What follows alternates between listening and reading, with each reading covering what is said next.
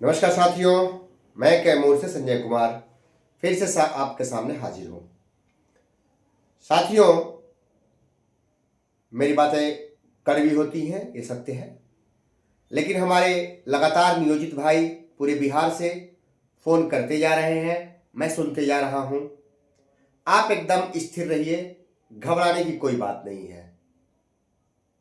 मैं भी अपने विद्वान वकीलों से राय ले रहा हूँ।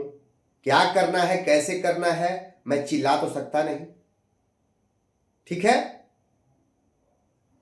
मैं कहा था ग्रेच्युटी, ईपीएफ और ईएल तीनों पे अपने रिटायर्ड भाइयों से केस करवा चुका हूं।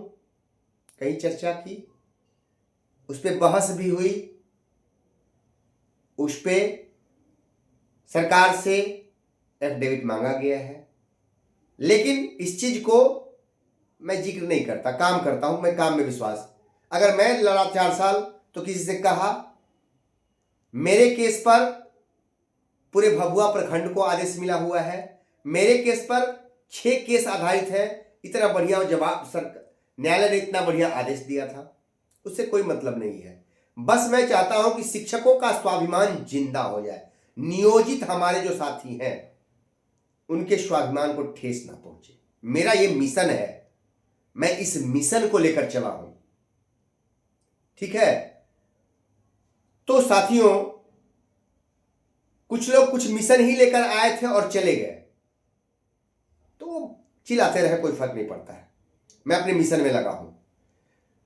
साथियों, वकील से राय लेने के बाद जो मुझे महसूस हो रहा है कि अभी उस मुद्दे पर जाना उचित नहीं है, क्योंकि आप ऑलरेडी कई मुद्दे आपके पड़े हुए हैं, उससे मामला गड़बड़ा सकता है।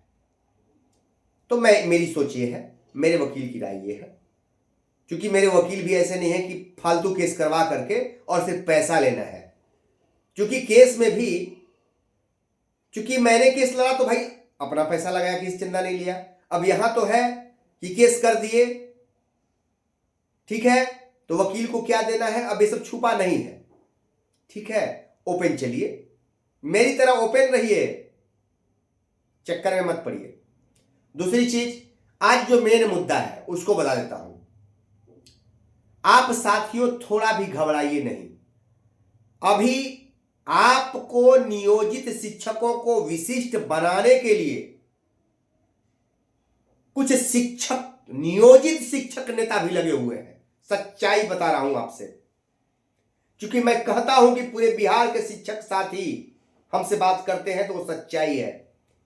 और मैं ये दावे के साथ कह रहा हूं, जो रिपोर्ट मिल रही है, कुछ हमारे वैसे नियोजित नेता भी लगे हुए हैं कि शिक्षक, नियोजित शिक्षक विशिष्ट बन जाए, ताकि हम लोगों की समस्या खत्म हो जाए। दो राहे पर खड़े हैं तो सिर्फ विशिष्ट हो जाएंगे तो ये समस्या खत्म हो जाएगी। हम भी खाली विशिष्ट की बात करेंगी और नेतागिरी फिर से चल पड़ेगी। दुविधा में पड़े हुए हैं कई नेता, वो विशिष्ट की भी बात, उनकी भी बात, अब वो समस्या हो रही है उनके लिए, ठीक है। उसमें हमारे कुछ एमएलसी भी पड़े हुए हैं चक्कर में, वोट उधर, कुछ इनका भी वोट है, हार जीत तो कुछ से हो जाएगा। अब सोच रहे हैं कि दोनों को लेके चलना है, अब उस चक्कर में बेचारे वो भी परेशान है। तो विशिष्ट को तो नियोजित बना नहीं सकते, लेकिन नियोजित को विशिष्ट बना सकते हैं। है सच्चाई कि नहीं? नियोजित को विशिष्ट बना सकते हैं, विशिष्ट को नियोजित नहीं बना सकते हैं, ये बात सत्य है। इसलिए नियोजित को ही क्यों न सबको विशिष्ट बना दिया जाए कि हम लोग सुरक्षित हो जाए, हम लोग की नेतागिरी सुरक्षित हो जाए, चंदागिरी सुरक्षित हो जाए। मेरी बातें कहते हैं ना कि कड़वी होती हैं, और मैं कहता हूं कि नहीं, न लोभ न मोह। मेरे चक्कर में अगर वैसे लोग पड़ जाएंगे तो भैया बर्बाद हो जाओगे। इसलिए मेरे चक्कर में ना पड़ना, अगर उस चक्कर में पड़े हो तो धराशायी होना पड़ेगा। तो साथियों, कुछ पत्रकार हैं वो अपने दलाली के चक्कर में लगे हुए हैं कि मेरी दलाली चलती रहे। तो कैसे चलेगी? तो नियोजित को विशिष्ट बनाने से।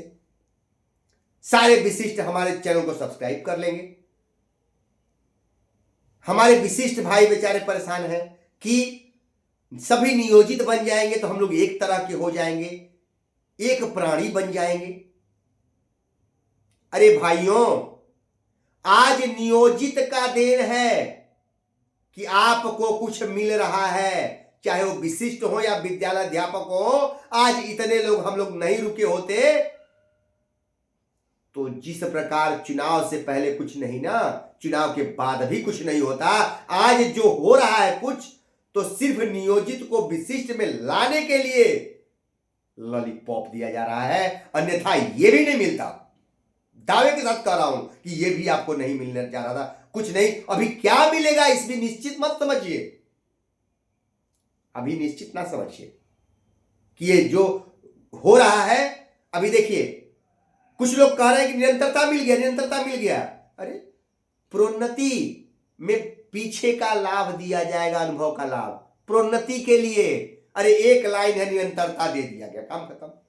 क्यों लपेट रहे हैं भाई, इतनी बातें समझ में नहीं आती हैं तो क्यों गुमराह कर रहे हैं।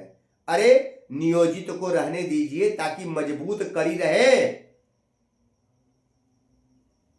आप लोगों को हम लोग भविष्य में, आप लोगों की लड़ाई को भी जब हम सुरक्षित हो जाएंगे तब ना, तो आप लोग सोच रहे हैं कि ये भी हमारे साथ आ जाएंगे। जब हम भी विशिष्ट बन जाएंगे तब तो निश्चिंत हो जाएंगे हम लोग बनाने वाले कि अब क्या, ये तो क्लच में आ गया, जब चाहो सस्पेंड कर दो, जब चाहो ट्रांसफर कर दो, फ्री।